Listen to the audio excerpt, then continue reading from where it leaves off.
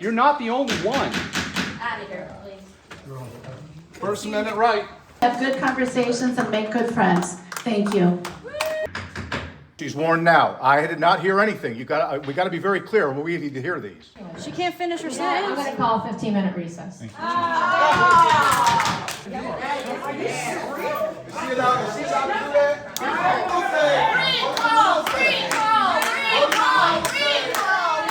These meetings have been out of control, and that comes on the heels of messages that were released between two council members that indicated some racial messages about ghetto. You're going to see in this video that the mayor attempts to kick a few people out, some of them for just going over their time just a little bit, but there's a young boy in here that gets to speak, but allegedly that family is saying that the mayor promised him $100 to speak in his behalf. There's a full interview with the family at the end. Come inside a community and just disrespect the mayor, even though you don't even know nothing about her. So you can't just disrespect somebody like that. When he came up here and he talked to me, that was the one that spoke, the 11-year-old. When he came up here and spoke, know what he told me? You asked him to come and speak in his behalf, in your behalf. That's not right.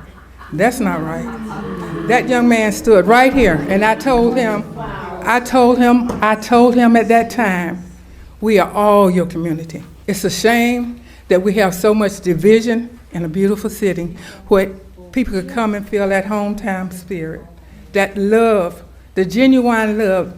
Let's take a listen to some speech that doesn't cross the lines of friction with the government. Good evening. I'm going to raise this if I can. I have a presentation. I was supposed to ask if it can be put up on the board. Oh, can I just hold my time because I have a handout as well? The man that you see here got 55 seconds to pass out these handouts.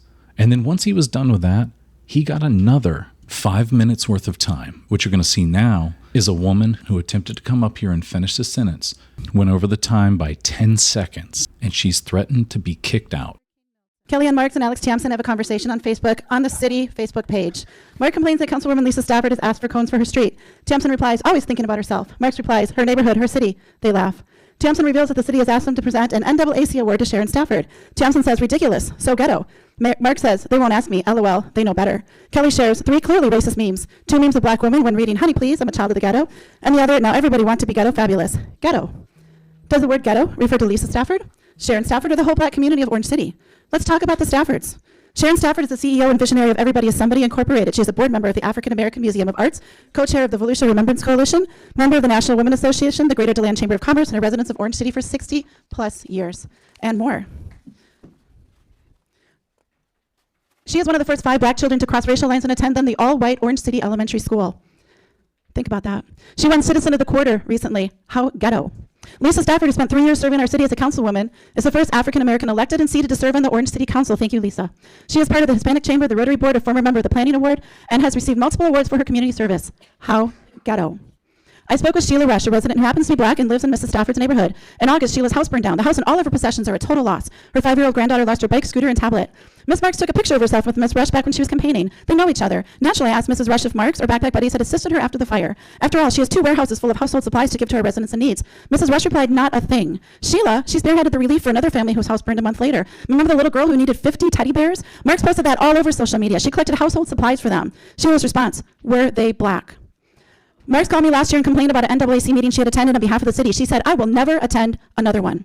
How can Mayor Marks represent this community if she cannot represent all of the community, every member? How can we repair the damage that the mayor has done to our city? The Orange City Multicultural Festival is happening February 27th and 28th. This annual celebration fosters unity in the community.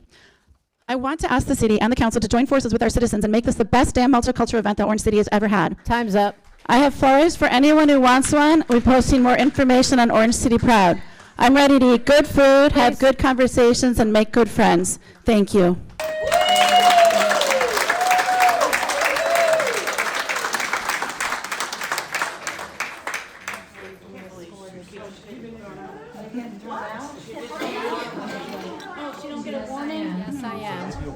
I don't know. I didn't hear one. I didn't hear her listening to the chair. She had to finish her sentence. She needs to leave. Chair, I need to, Chair. No, hold on one moment, then I'll let you speak, okay? Can I speak to the officer, please? You didn't give her a warning. He's going, what am I supposed to do?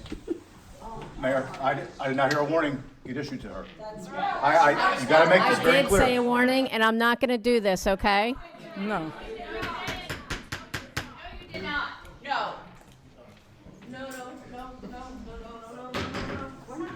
She's warned now. I did not hear anything. We gotta be very clear when we need to hear these. We did not hear it. We didn't hear it.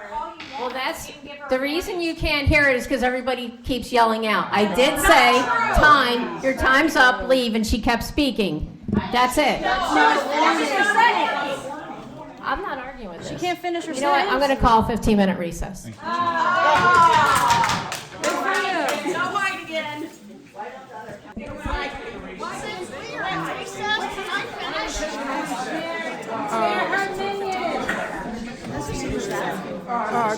Chair, I had asked for a moment to speak. You told me to wait a minute. There's a recess.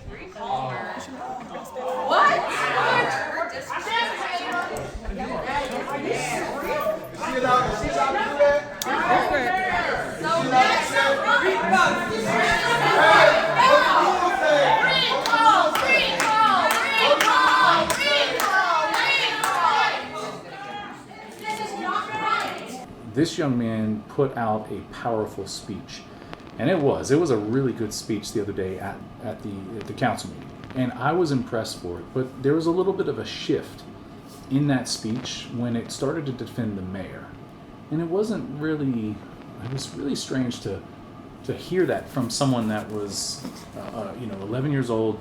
But again, it was such a powerful speech. Can you tell me about that speech that you had there? Did you know he was doing that? I had no knowledge of him doing that speech. None. None whatsoever. Do you know why he was up at the council meeting? I had no idea why he was there in the first place. You just raised your hand. What was going on?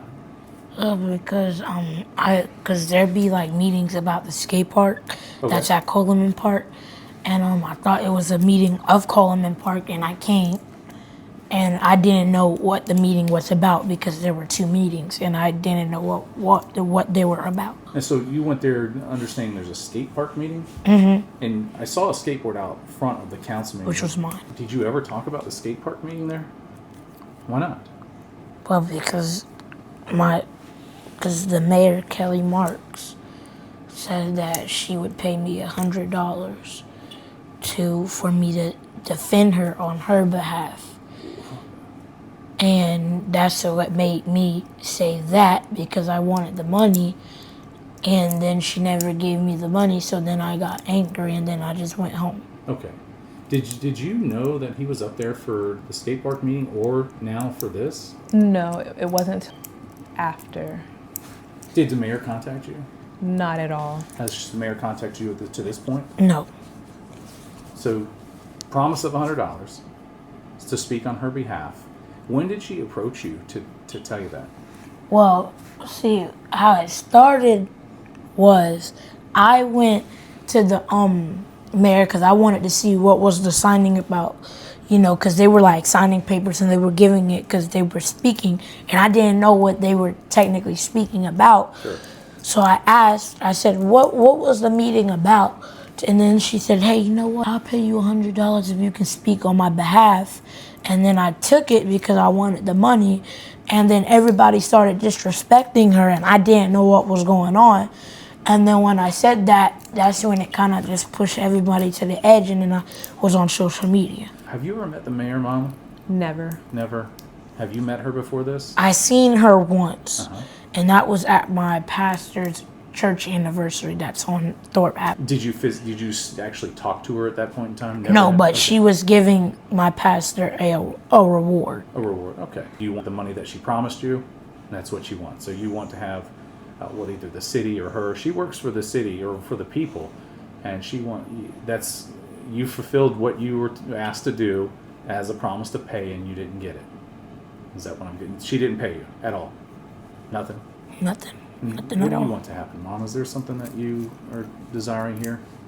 I would like, since she promised him the $100, I would like for her to fulfill that promise, and I would like for her to an apology, and I would like for something to happen, how I can go about pursuing some form of legal action towards this, because this is not okay.